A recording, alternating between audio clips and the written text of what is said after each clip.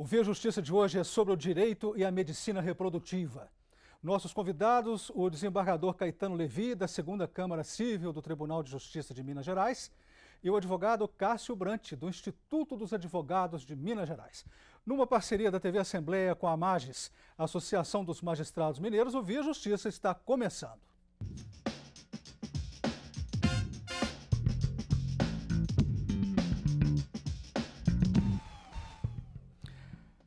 A reprodução humana induzida pela medicina envolve aspectos éticos e jurídicos. Até onde as técnicas de reprodução podem avançar? Quais são os limites éticos desse avanço? Como é a reprodução humana medicamente assistida hoje no Brasil, desembargador? Eu cumprimento inicialmente as senhoras e senhores telespectadores e agradeço a oportunidade de participar deste programa, onde a gente sempre aprende muito. Realmente é uma questão tormentosa relacionada com a reprodução humana assistida. Não há dúvida que o ser humano, como qualquer ser vivo, anseia em deixar uma descendência. A vida individual é efêmera. A vida em si, a gente sabe que ela é eterna, porque ela vai passando de geração em geração. E fatores vários podem levar à impossibilidade de uma gravidez natural. Então, nesses últimos praticamente 100 anos, técnicas têm sido desenvolvidas para que casais, ou mesmo individualmente mulheres que queiram ser mães e não conseguem por meios naturais, possam ter seus sonhos satisfeitos. E nos últimos tempos a tecnologia avança muito. Era impensável há 40, 50 anos, por exemplo, a FIV, a fecundação in vitro, criar-se um novo ser humano de forma extracorpórea. Claro que a primeira técnica foi da fecundação intracorpórea, fecundação artificial. E esse avanço científico, ele tem que ser acompanhado pelo direito, porque é uma realidade social. E é claro que cria uma série de dificuldades, mas também uma série de potencialidades. Doutor Cássio, quais são os aspectos éticos colocados na discussão da reprodução assistida? Quais são os aspectos jurídicos? Em linhas gerais. A questão, quando você trata de uma questão de reprodução, temos que ver situações em que hoje a discussão é em torno desses embriões, né, se o que são feitos, como é o descarte desses embriões, e que cerceia, né, a questão maior é a questão do princípio da dignidade humana. Por exemplo, na questão de clonagem, uma das questões que é colocada como tema, porque no processo de clonagem, algum desses embriões vão se tornando e tem uma má formação.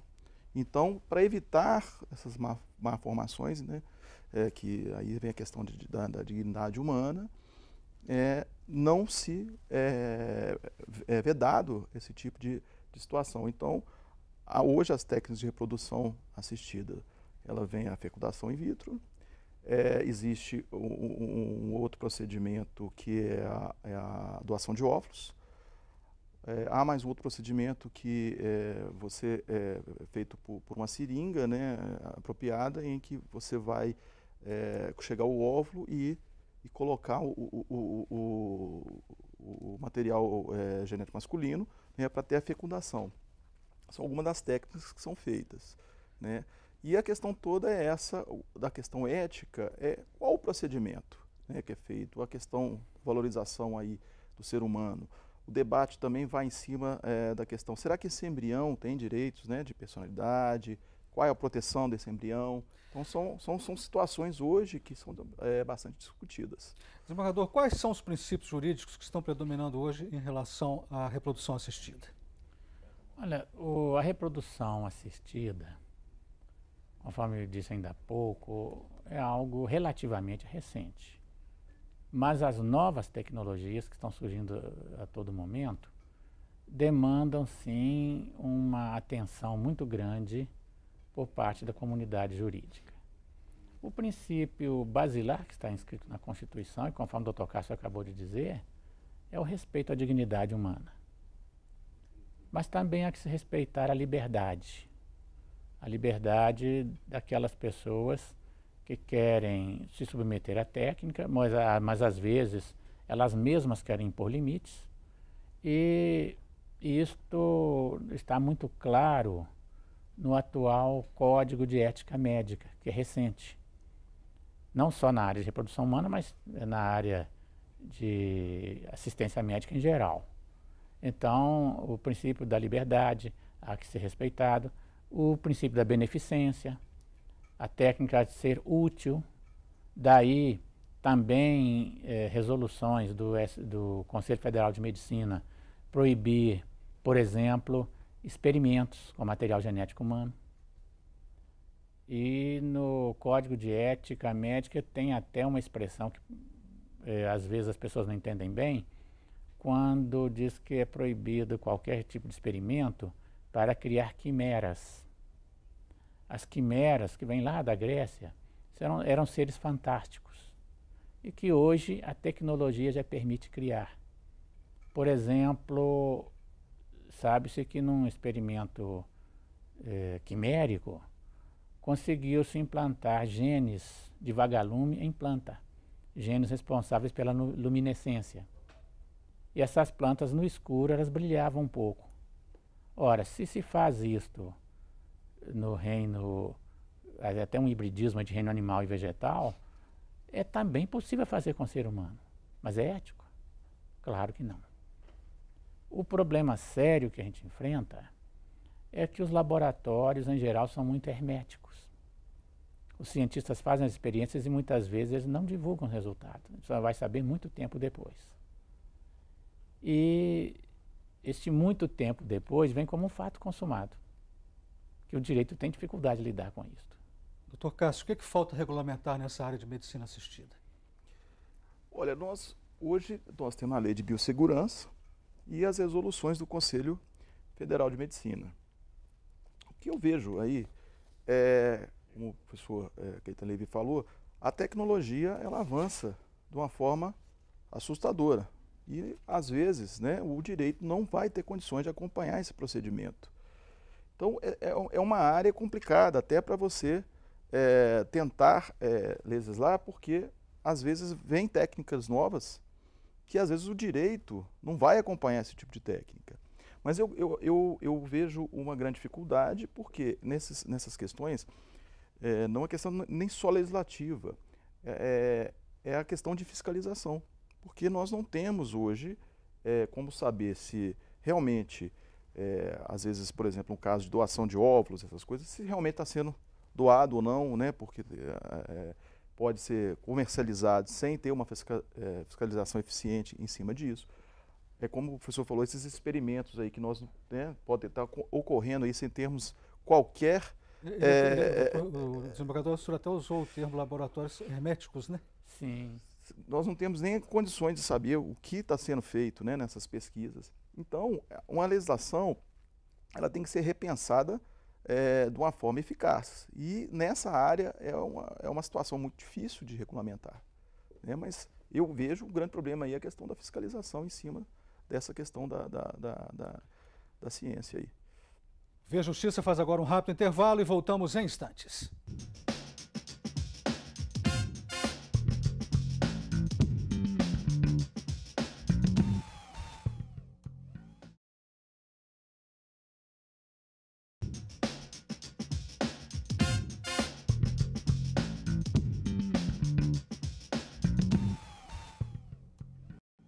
O Via Justiça, o Direito e a Medicina Reprodutiva. Participam do programa o desembargador Caetano Levy, da 2ª Câmara Civil do Tribunal de Justiça de Minas Gerais, e o advogado Cássio Brant, do Instituto dos Advogados de Minas Gerais. Desembargador, quais as principais questões jurídicas que passaram a existir a partir da reprodução artificial? Quais os conflitos de interesse que surgiram? Olha, são vários. O primeiro deles é a questão dos embriões excedentários.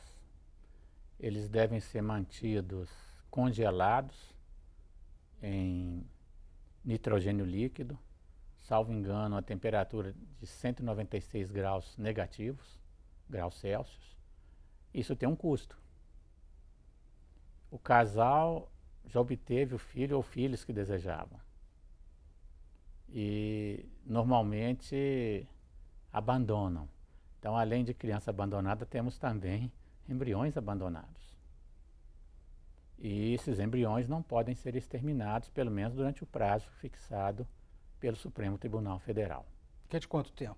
3 anos. Aliás, na verdade, é a Lei de Biossegurança que trata disso e o STF decidiu que é constitucional essa norma. Então, este seria um primeiro problema. O segundo problema, ainda do excedentário, é quando a união se desfaz, a união de doadores de óvulos e gametas masculinos. Quem fica responsável? Outro problema sério é a chamada implantação pós-mortem. Um dos doadores já morreu. Aquele embrião, se foi a doadora de óvulo que morreu, ele pode ser implantado em outro útero. Se o pai, pode ser implantado tanto no útero da doadora do óvulo quanto terceira. Isto cria, claro, problemas jurídicos de alta complexidade com os maiores reflexos na sociedade. Doutor Cássio, o que é permitido, o que está proibido em termos de reprodução humana assistida? Na reprodução assistida, você pode utilizar material genético dos genitores, né? Que é a reprodução homóloga. Nós temos a reprodução heteróloga, que você pode utilizar material genético de outras pessoas, né? De terceiros, não há problema nenhum. Na questão que se pode ser feito, tanto pode ser implantado esse embrião na genitora, né, ou pode ser colocado até o 4º grau na família de ambos os pais aí, os genitores. E aí, né, pode implantar uma barriga de aluguel, seria, né, a famosa barriga de aluguel, mas até o 4º grau. Então a barriga de aluguel, ela é permitida? É permitida até o 4º grau de parentesco, tanto do genitor ou da genitora. Clonagem é proibido, desembargador? Olha, não há ainda norma legal específica. E o CFM também, até onde eu estou sabendo, não disciplinou. A questão da clonagem, enquanto técnica experimental, ela não atinge ou não atende o princípio da beneficência. Porque, na verdade, se a clonagem animal já é relativamente comum, a humana não. E por que não? Porque é necessário uma quantidade muito elevada de tentativas até se obter um sucesso. E, assim, para ficar mais claro, a clonagem nada mais é do que a duplicação de um indivíduo. No reino animal, aliás, no reino vegetal é simples. Todo mundo sabe, por exemplo, couve, né? Planta-se a couve de um galho, aquele novo pé de couve é um clone do pé anterior. Mas no caso do reino animal, é bem mais complexa a situação. Especificamente quanto ao ser humano, eu não vejo, assim, no aspecto puramente moral, utilidade alguma. Parece-me que não passa por enquanto, de uma curiosidade científica que deveria ser evitada. Nós fomos às ruas de Belo Horizonte perguntar às pessoas o que acham da clonagem de outras pessoas.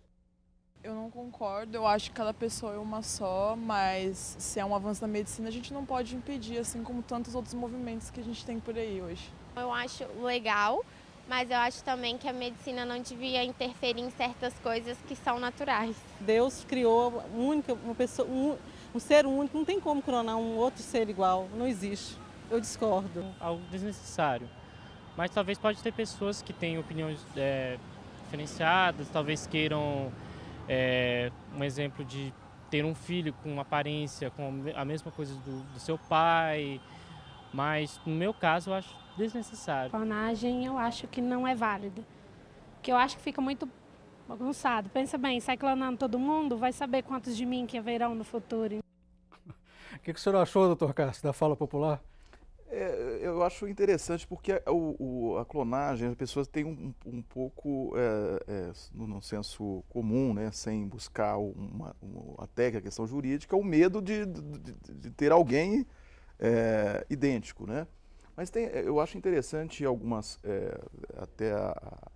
filmes, né, novelas trouxeram essas discussões. Eu acho um filme muito interessante, que é o filme A Ilha, e lá trata a questão da clonagem humana, como pessoas bastardas que pegam um clone para que no futuro, se precisar de algum órgão, estaria ali um clone para servir de substituto para algum transplante, por exemplo, de pulmão, de coração. Seria ter um clone como um pneu de estepe do carro ali para poder substituir alguns órgãos, né? Então são questões essas que vão chegando em cima da questão da clonagem humana. Então esse clone, será que ele também não tem dignidade, né? Se fosse para esses fins de substituição de órgãos? O que o senhor achou, desembargador, da fala popular? Olha, a sabedoria popular é infalível. Principalmente a preocupação daquela última entrevistada, quando ela disse, né, quantas de mim vão estar por aí. É realmente algo que foge do controle. E convenhamos, uma população humana que caminha para 8 bilhões, a clonagem ela é desnecessária. Agora, se a justificação que ela seria um banco de reserva de órgãos, isso é perverso. Aí já entra a questão ética, né? E também jurídica. Porque, por exemplo, retirar o coração do clone vai ter que matá-lo. São pessoas. Né? E eles são seres humanos, são, juridicamente falando, sujeitos de direito, que têm direito à vida, inclusive. O Via Justiça faz agora mais um intervalo e voltamos em seguida com o bloco final do programa.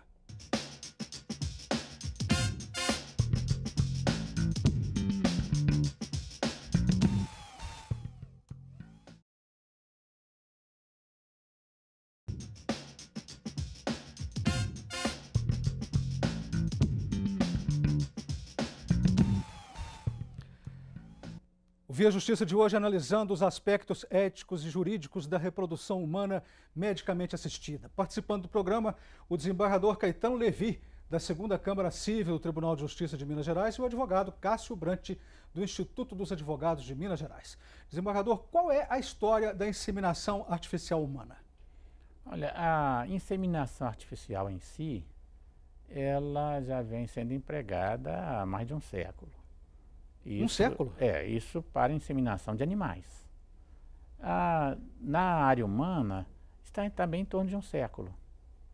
Porque desde que pôde, no avanço da microscopia, fazer identificação de gametas masculinos e esses gametas sendo inseridos diretamente no útero da mulher, essa tecnologia, já, vamos dizer assim, 100 anos para nós já ficou meio antigo, né? Agora, a inseminação artificial extracorpórea, a chamada fecundação in vitro, esta é muito mais recente. Vários fatores foram necessários que se atendesse, né? Tipo, por exemplo, encontrar medicamentos que provocassem uma ovulação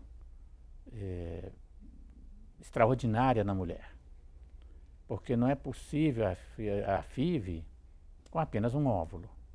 E normalmente a mulher, por ciclo, só libera um óvulo. Então a primeira barreira foi vencer essa de medicamento. Depois a extração desses óvulos. Porque obter material genético masculino é fácil. O feminino nem tanto. E isso só foi possível em torno de 3 décadas. E com agora um aprimoramento muito maior, permitindo inclusive intervenção até mesmo no oócito formado. Doutor Cássio, a adoção de embriões é permitida? Pois é, essa questão dos embriões, ela vai gerar impactos, sem dúvida, na esfera de família. O material genético de terceiros, não há dificuldade nenhuma de você utilizar material genético terceiro para gerar, né, uma vida aí. A questão fica quando existe aí uma programação familiar em que há aquele embrião congelado lá e o casal já não está mais juntos e algum deles utiliza o embrião. Ou algum deles já faleceu e o outro resolve utilizar esse embrião. Pode? Isso quer dizer o seguinte, casou, divorciou, né? E algum dos dois usar o material do cônjuge anterior, é isso? Isso. Vamos supor, o que acontece? Lá no Código Civil, né, a paternidade ela é garantida se o material for homólogo.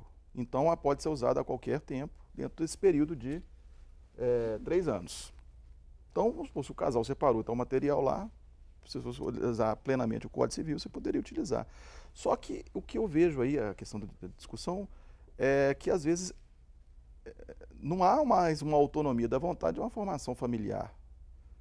Né? Você, às vezes, não tem mais querer um vínculo com um filho, com aquela pessoa, e a outra pessoa, de repente, utilizar.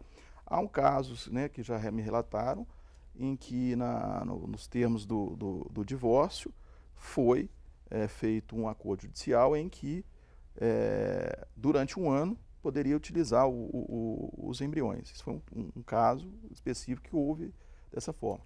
Tinha um outro caso em que o casal já estava separado, o marido, né, o ex-marido, formou nova família e a antiga esposa utilizou o material justamente com o intuito de ter aí um vínculo com ele, porque era, de certa forma, uma pessoa que tinha uma condição financeira abastada e era uma forma de certa forma... Foi reconhecida a paternidade? Sim, sim.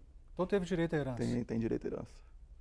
Desembargador, no caso da fertilização in vitro de um casal estéril, quais as implicações jurídicas em relação ao casal e aos doadores do material genético? Bom, a primeira esterilidade, ela tem 2 aspectos. Tem a esterilidade das próprias células germinais, ou então a chamada esterilidade funcional. Quando a esterilidade é meramente funcional, ela se resolve, sim, pela fecundação in vitro e implantação do embrião. Agora, se a esterilidade, vamos dizer, masculina, ela decorre de ausência de espermatozoides, aí é que vem o problema da chamada inseminação heteróloga. Há necessidade de doador terceiro. Diz a resolução do CFM que esse terceiro tem que ser anônimo. Mas aí vem uma questão jurídica séria. E o filho? Ele tem direito de saber quem é o pai biológico. Nós estamos chegando ao final do programa. Vamos para as considerações finais rapidamente, doutor Cássio. Eu vou pegar só esse ganchinho que ele estava falando, que é da questão, que nós, nessa questão do anônimo, nós temos um outro direito de personalidade, que é o direito à identidade genética. Porque hoje nós sabemos que muitas, né, das doenças, das situações, elas são em razão disso. Então é um ponto aí que nós também temos que debater bastante aí a questão da identidade genética, no caso dos doadores aí, porque é um patrimônio genético aí que nós temos que saber a origem. Considerações finais do senhor, desembargador? Olha, a questão da inseminação artificial, seja ela homóloga ou heteróloga, a fecundação, seja incorpórea, é um tema palpitante. E claro que nós não temos a pretensão de, nesse curto período de tempo do programa, falar sobre tudo isso. Mas foi muito interessante esse debate e ficamos à disposição para eventual debate futuro ainda nesse tema. Muito obrigado. O Via Justiça de hoje termina aqui. Nós conversamos com o desembargador Caetano Levi, do Tribunal de Justiça de Minas Gerais, e o advogado Cássio Brant, do Instituto dos Advogados de Minas Gerais. Nosso e-mail para contato, viajustiça@mages.com.br. Até o nosso próximo encontro.